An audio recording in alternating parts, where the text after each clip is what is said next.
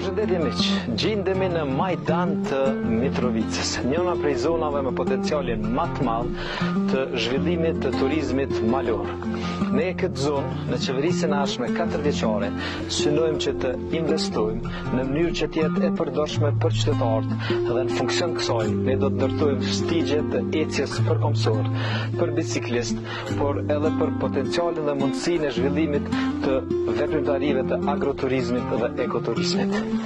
Majdani i Saboletinit,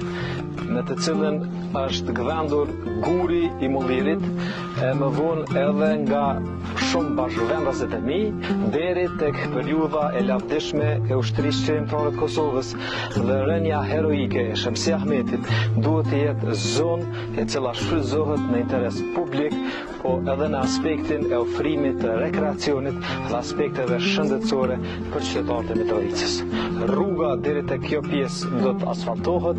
dhe gjithashtu e gjithë mekanizmi tjetër përcjellës infrastrukturor do të jetë në mesin e programit qeverisës për periudhën 2025-2029 në komunën e Mitrovicës.